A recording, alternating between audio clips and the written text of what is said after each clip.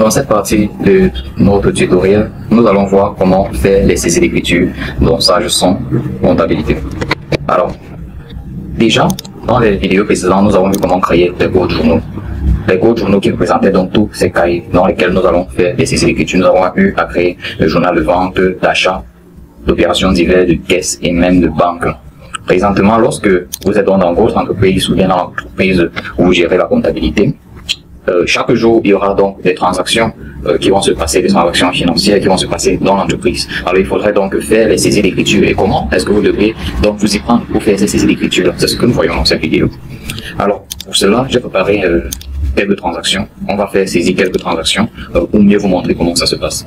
Par exemple, on a eu acheté de la marchandise de 15 millions et qu'on a payé 7 millions en espèces et le reste en crédit. C'est-à-dire on a acheté la marchandise de 15 millions mais on a réglé notre fournisseur de 7 millions uniquement.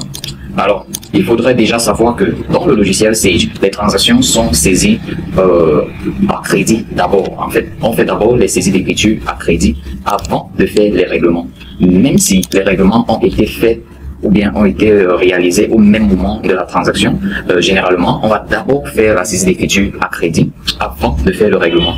Et lorsqu'on parle donc de saisie d'écriture à crédit, ça veut dire qu'on va considérer le tiers comme contrepartie avant d'aller dans le journal de caisse ou bien de banque pour faire le règlement.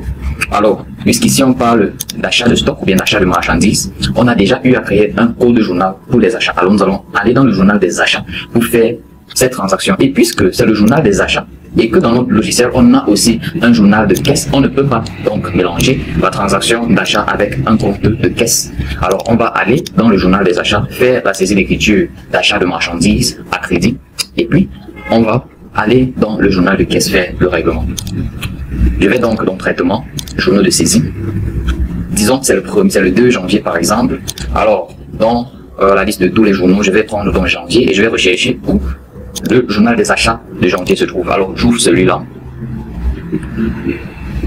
Lorsqu'il s'ouvre, à ce niveau, nous avons donc l'interface de saisie d'écriture.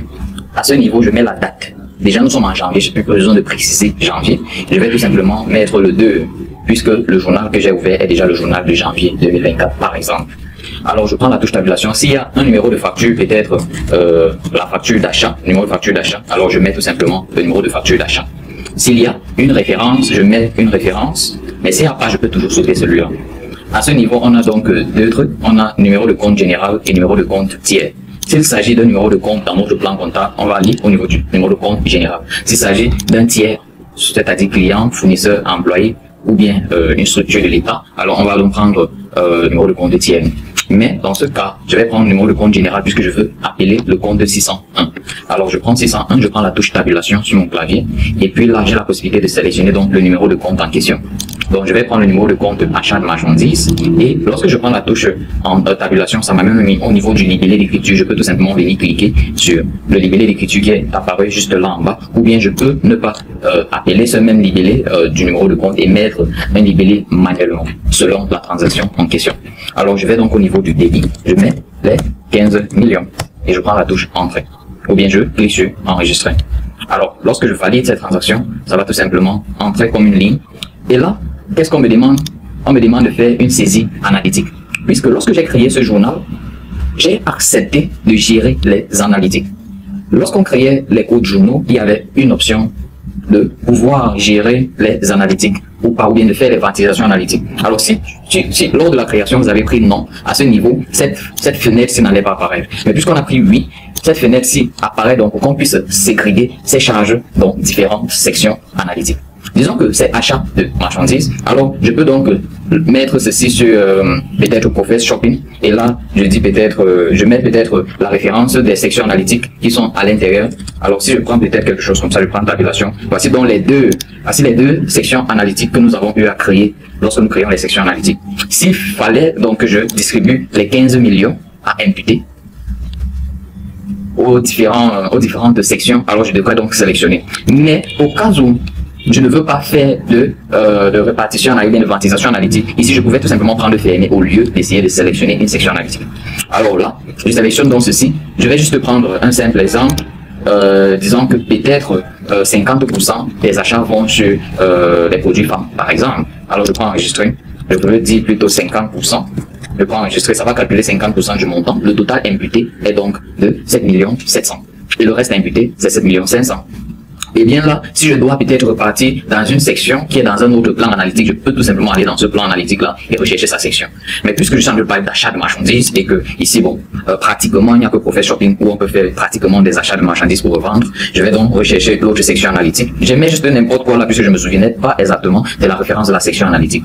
Alors, lorsque je prends tabulation, donc lorsque je saisis quelque chose ici et je prends tabulation, ça m'amène aux sections analytiques qui sont dans le plan Profit Shopping. Disons que je veux distribuer le reste à produit homme, et bien là, je peux tout simplement prendre équilibré pour que ça puisse mettre le reste à ce niveau, ou bien je mets un autre pourcentage, peut-être 20%, et sélectionner encore une autre section dans un autre plan analytique. Alors lorsque je prends enregistrer, ça va donc répartir tous les 15 millions dans cette section analytique. Et je peux donc prendre fermer. Bon, si je prends suivant, ça va aller au plan qui suit pour faire une autre valorisation analytique dans un autre plan analytique. Mais là, lorsque je prends fermer, c'est pour dire que c'est bon. Et vous allez donc vous rendre compte que le compte 601 sera en gras. Et si vous voulez interroger les sections qui ont été réparties dans ce numéro de compte, vous cliquez sur ça une fois et puis vous prenez le petit point là qui est analytique et ça va vous ramener à ce niveau. Mais lorsque ça vous ramène à ce niveau, vous voyez, il n'y a rien ici. Tout simplement parce que nous ne sommes pas dans le plan en question, dans le plan où on a fait les utilisations. Alors je prends par exemple le Profit Shopping, vous allez donc vous rendre compte que ces montants-là ont été distribués dans ces différentes sections. Et là, je peux encore fermer. Donc lorsque vous voyez une saisie d'écriture avec un numéro de compte qui est en gras, ça veut tout simplement dire que ce numéro de compte-là a des ventilisations analytiques. Et vous pouvez tout simplement cliquer sur le compte et prendre ici analytique pour pouvoir gérer les analytiques en question. Mais alors, lorsque j'ai fait cette saisie d'écriture, vous avez vu, automatiquement, la TVA a été calculée. Tout simplement, lorsque on créait les taux de taxes, on a attribué le code de taxe au compte 601. Je vais juste faire un tout petit rappel. Au niveau de la saisie d'écriture du compte 601, lorsqu'on créait le code journal des achats, je vais juste aller recommencer la création de code journal. Si je viens là et je prends par exemple le journal des achats, il y a eu cette option qu'on a dit souhaiter pour effectuer la ventilation analytique.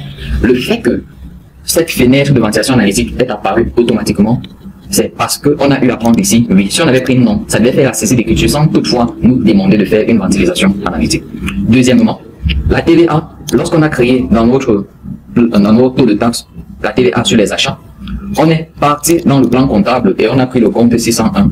Ou sur le compte 601, on a attribué le code taxe étant la TVA sur les achats. Ce qui fait en sorte que lorsque je fais donc une saisie d'écriture, ça fait, ou bien ça amène le code de taxe à faire une saisie d'écriture automatiquement. Mais si je ne veux sûrement pas faire ce calcul de TVA automatiquement, je ne devrais donc pas attacher le code de taxe au numéro de compte 601. Alors, maintenant qu'on a fini avec la saisie d'écriture du côté débit, on va tout simplement donc venir du côté crédit et créditer qui le fournisseur chez qui on a acheté la marchandise, puisque j'ai dit tout à l'heure, lorsqu'on est dans Sage, lorsqu'on entre dans le journal des achats, on va saisir les écritures à crédit, même si ça a été réglé. Déjà même, cette transaction-ci a été réglée à 50%, donc on a payé presque 50%, on a payé 7 millions, donc il y a un 8 millions qui n'est pas payé. Qu'on est payé ou pas, on doit d'abord faire la transaction à ce niveau à crédit en considérant le tiers chez qui on a fait les achats de marchandises. Donc je vais donc sélectionner un tiers. Je viens donc, pour faire cela, je ne viens pas sur le numéro de compte général, mais je vais dans le numéro de compte tiers pour chercher dans le tiers. Je prends la touche tabulation et ici je n'ai qu'un seul fournisseur. Je peux donc sélectionner le fournisseur et dire que en fait c'est chez ce fournisseur que nous avons fait les achats. Et vous allez donc vous rendre compte que le montant total du débit va venir être crédité automatiquement et je peux donc prendre enregistrer. En ce moment, on a fait la saisie d'écriture, mais j'ai oublié quelque chose. Ici, on a la possibilité de mettre la date d'échéance qui représente le dernier jour de paiement que notre fournisseur nous a donné. Alors là, on pouvait sélectionner une date d'échéance et puis on prend tout simplement enregistrer. Alors, c'est comme ça qu'on fait la saisie d'écriture dans la première partie. Deuxième partie, donc, sera de faire le règlement. Alors, si on a fait un règlement partiel, comme dans ce cas, ou bien un règlement complet, on va donc revenir dans le journal de règlement qui peut être le journal de caisse ou bien d'une banque spécifique. Je vais donc juste prendre l'exemple, le cas où c'est peut-être un règlement en espèces. J'ouvre donc le journal d'espèces, le mois concerné, puisque le règlement, les 7 millions a été fait le même mois. Si ça a été fait dans un mois différent, vous ouvrez dans le journal de caisse de ce mois-là. Mais là, je vais tout simplement ouvrir le journal de caisse du mois de janvier. Alors, je mets toujours la date du 2, je mets peut-être la même référence de facture, je sais pas, je mets peut-être la même référence, et puis là, je viens donc au niveau du numéro de compte. numéro de compte, je dois donc débiter le compte du fournisseur par le montant qu'on a payé contre le crédit de la caisse. Alors, je vais donc venir au niveau du numéro de compte tiers pour appeler ce tiers-là. Alors, je prends cette tabulation, ou bien je mets n'importe quoi là, puisque je n'ai pas masqué, ou bien je ne me rappelle pas exactement de la référence. Alors, je mets n'importe quoi là pour pouvoir appeler cette liste. Et voici le fournisseur en question et je prends OK. Alors, je peux sélectionner le compte. Et là, je peux donc mettre le montant qu'on est en train de payer. Si on est en train de payer, si on a payé le montant de 15 millions complètement, alors je mets là 15 millions. Mais en ce cas, on a payé 7 millions, alors je fais entrer 7 millions du côté débit. Et je prends la touche entrée. Lorsque je prends la touche entrée, on va demander de faire la ventilation des écritures à régler. C'est tout simplement pour relationner les transactions, pour ventiler ou bien pour faire un litrage, voilà, un litrage des transactions. Alors, ça me demande de ces 7 millions qu'on est en train de payer. Il s'agit donc de quelle facture ou bien de quelle transaction en question, puisque dans le logiciel, selon notre dernière transaction, on a eu d'abord une dette envers ce fournisseur de 2 millions et c'était fait dans le bilan d'ouverture. Alors, ces 7 millions, est-ce que ça se paye donc en partie depuis peut-être le bilan d'ouverture ou bien depuis cette transaction-ci qu'on vient juste de faire dans le journal des achats. Alors, je vais donc sélectionner pour que ça puisse faire un litrage et connaître qu'en effet, les 7 millions se font payer pour la transaction de la facture numéro 008. Alors, je prends tout simplement enregistrer puisque j'ai donc sélectionné la facture ou bien la transaction qu'on a effectuée avec ce fournisseur dans le journal des achats et je prends OK. Ensuite, donc, je prends tout simplement ma touche tabulation et la caisse va donc être créditée avec le montant en question. Alors, c'est comme ça qu'on peut faire des saisies d'écriture. Lorsqu'il s'agit des achats, c'est ainsi. Lorsqu'il s'agit des ventes, on va faire la même chose. On va tout simplement entrer dans le journal de vente, on spécifie la date. On va tout simplement aller créditer le journal, le numéro de compte de vente. Disons que on est en train de faire une vente peut-être de 20 millions, comme dans l'exercice. Lorsque je fais entrer, on va me demander de faire donc une ventilisation analytique, puisque lorsque je créais le journal des ventes, j'ai eu à accepter les ventilisations analytiques. Alors, ici, je suis en train de faire les ventes de 2 millions, par exemple, et là, on me demande de ventiler ou bien de répartir ces 2 millions-là dans différentes sections analytiques. Peut-être, il s'agit donc d'une vente de produits femmes, peut-être. Je prends donc peut-être, si la vente de produits femmes, c'est peut-être 1 500 000, je peux mettre 1 500 000 là. Et je mets le reste peut-être vente produits hommes et je mets équilibré là. Et puis là, j'ai ventilisé et je prends fermé. Et vous voyez, c'est en gras. Je peux donc venir donc sélectionner le compte du client puisque en ce cas, puisqu'on est en train de vendre, on vend à un tiers qui s'appelle le client. Dans le journal des ventes, on ne va pas reconnaître directement le code ou bien le numéro de compte de règlement qui peut être la caisse ou bien la banque. Ici, on va d'abord considérer cette transaction étant en crédit. Donc, je vais donc sélectionner le client en question, qui est donc ce client. Disons que c'est ce client qui est en train d'acheter. Et puis, je vais donc l'enregistrer. Et ça va donc prendre le total du débit avec la TVA et mettre on va prendre le total du crédit avec la TVA et mettre au débit puisqu'on va forcément débiter le compte du client.